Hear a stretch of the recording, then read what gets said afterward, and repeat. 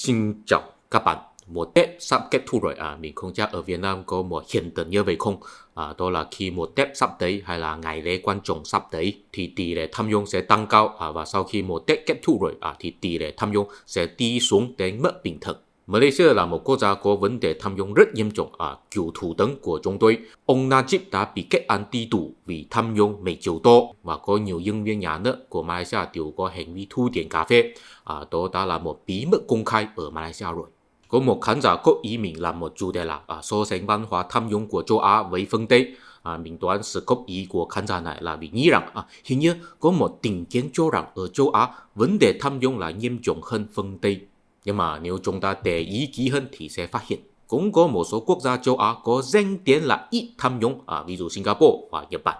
Nói đến đây có lẽ sẽ có một số người nói rằng vấn đề không phải là liên quan đến văn hóa, vấn đề là liên quan đến kinh tế. Nếu quốc gia giàu có thì nhân viên nhà nước sẽ có tiền lương cao, không có động cơ tham nhũng nữa. Đối với mình, tất nhiên ý kiến này rất có lý, mình hoàn toàn đồng ý. Và mình cũng phát hiện một điều là hình như trong tiếng Việt nếu chỉ nhìn theo tờ ngữ tham nhũng, hình như trong văn hóa Việt Nam đối với vấn đề là nhân viên nhà nước vi phạm pháp luật là quy trọng tham và nhũng, tức là hành vi lấy tiền từ người dân và quấy rối cho người dân.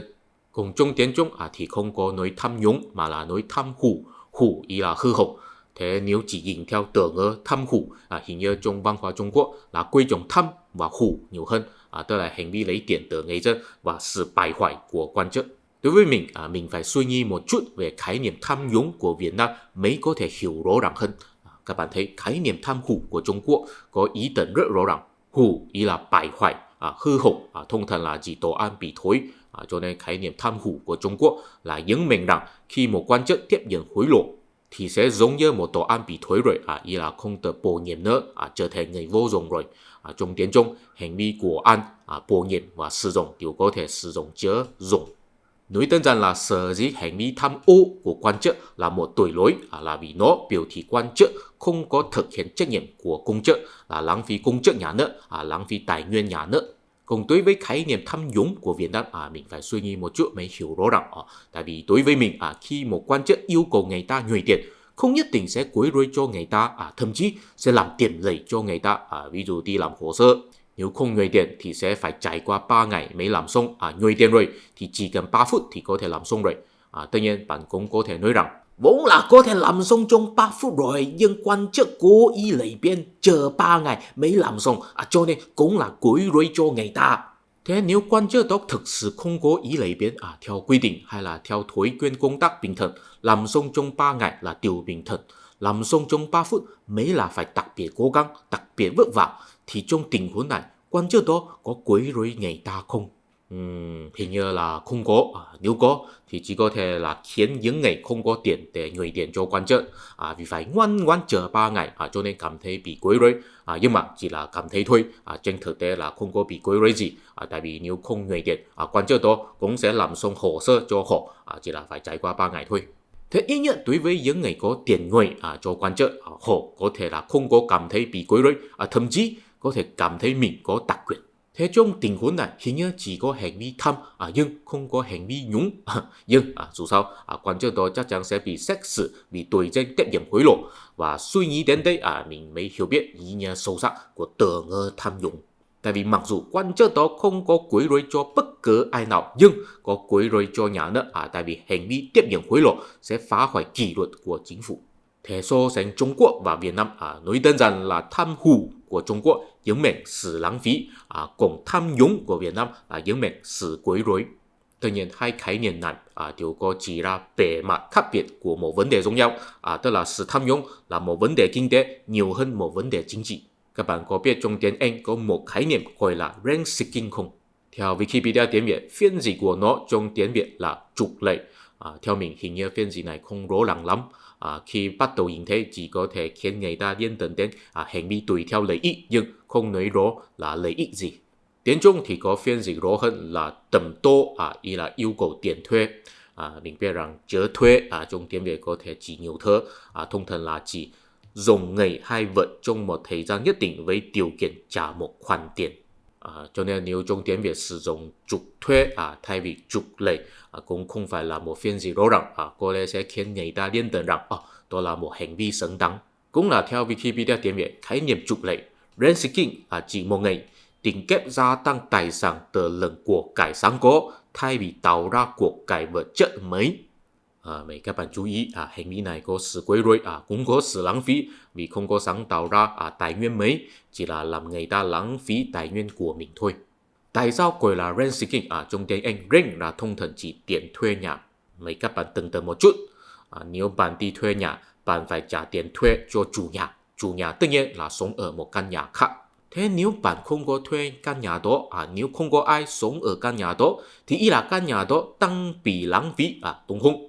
Thế vì bạn thuê nhà đó, cho nên căn nhà đó không có bị lãng phí, đúng không? Thế tại sao bạn phải đặc biệt trả tiền thuê? Hành vi thuê nhà đó của bạn có tạo ra lợi ích gì cho xã hội? Có sáng tạo ra tài nguyên mới cho ai? Hoàn toàn không có. Khi chủ nhà thuê nhà cho bạn, chủ nhà cũng không có sáng tạo ra cái gì. Chủ nhà là lấy một căn nhà dư thừa của mình thuê cho bạn để kiếm tiền. Đối với toàn xã hội, cả bạn và chủ nhà đều không có sáng tạo ra tài nguyên mới. Tất nhiên chủ nhà có quyền lấy tiền thuê, tại vì căn nhà đó là tài sản của chủ nhà. Khái niệm rent-seeking là vì muốn biểu thị hành vi tham nhũng tương tự với chủ nhà thuê nhà cho bạn. Bạn trả tiền nhưng không có sáng tạo ra tài nguyên mới cho xã hội, chỉ có lợi ích cho chủ nhà thôi. Nhưng vì chủ nhà sở hữu căn nhà cho nên có thể làm vậy. Và một quan chức vì có sở hữu chức vụ nhà nước cho nên yêu cầu người ta nhồi tiền, cũng không có sáng tạo ra tài nguyên mới cho xã hội, chỉ có lợi ích cho quan chức thôi. Nhưng vì quan chức sở hữu chức vụ nhà nước cho nên có thể làm vậy. Người nhồi tiền bị quấy rối, chức vụ nhà nước bị lãng phí. Thưa quý vị, đối với mình, khái niệm rent-seeking có thể làm rõ một điều là sự tham nhũng là một chuyện xấu, là vì nó không có sáng tạo ra tài nguyên mới. Thế nếu có một hành vi nhồi tiền nhưng có thể sáng tạo ra tài nguyên mới, thì hành vi nhồi tiền đó nên được coi là hành vi tham nhũng không? Ví dụ trường hợp trước đây, ví dụ đi làm một hồ sơ nào đó, không nhồi tiền thì 3 ngày mới làm xong, nhồi tiền rồi thì 3 phút có thể làm xong, có sáng tạo ra tài nguyên mới không? Thật ra có giảm bớt thời gian của người nhồi tiền. Tất nhiên, tiền đề là sự làm xong cho 3 ngày là điều bình thường, sự làm xong trong 3 phút phải đặc biệt cố gắng. Trong trường hợp này, có lẽ chúng ta có thể suy nghĩ một điều là có lẽ là từ khi bắt đầu chính phủ không nên phụ trách làm hồ sơ này, tại vì chính là chính phủ làm hồ sơ này, cho nên mới phải trải qua 3 ngày mới làm xong. Nếu cho cơ cấu tư nhân làm, để người dân tự trả tiền, để cơ cấu tư nhân tự tính giá, ai muốn làm nhanh hơn thì trả tiền nhiều hơn, ai không cần làm nhanh hơn thì trả tiền ít hơn, thì không có vấn đề tham nhũng nữa, không có lãng phí tài nguyên của chính phủ, cũng không có quấy rối cho ai cả. Theo mình, thật ra trong những quốc gia ít tham nhũng cũng có nhiều hành vi nhồi tiền, nhưng vì những hành vi có thể sáng tạo ra tài nguyên mới cho xã hội, cho nên trong pháp luật không nhất định sẽ bị coi là hành vi tham nhũng. Ví dụ nhồi tiền cho nhà chính trị đi tranh cử, có nhồi tiền nhưng có sáng tạo ra tài nguyên mới cho xã hội, tức là quảng bá người tranh cử để người dân biết. Nếu người dân không biết người tranh cử là ai, thì không biết nên bầu cử ai. Ví dụ có nhiều nhà chính trị hay quan chức sau khi nghỉ hưu rồi sẽ được tuyển dụng làm cố vấn trong một số công ty tư nhân, cũng là một biện pháp nhồi tiền, nhưng đó có thể sáng tạo ra tài nguyên mới cho xã hội, tại vì trí thức của quan chức đã nghỉ hưu thực sự có thể giúp ích cho người kinh doanh. Nói đến đây, tất nhiên nhồi tiền cho nhà chính trị đi tranh cử, tuyển dụng quan chức đã nghỉ hưu tất nhiên có khả năng sẽ mang lại một số thiệt hại cho quốc gia, nhưng đó là một vấn đề khác. Trong tiếng Anh, sự tham nhũng thường nói là corruption, thì ý là sự hư hỏng. Theo mình, thật ra từ ngữ hư hỏng có ý tưởng tinh vi hơn từ ngữ tham nhũng hay là tham hủ của Trung Quốc. Tại vì trên mặt chính trị, vấn đề lớn nhất không phải là quan chức có bị hối lộ, mà là thể chế nhà nước sẽ bị phá hoại. Và corruption trong tiếng Anh có đặc biệt biểu đạt ý tưởng tinh vi này. Và mình sẽ nói về điều đó trong video hội viên. Hy vọng có thể gặp bạn trong video hội viên. Cảm ơn.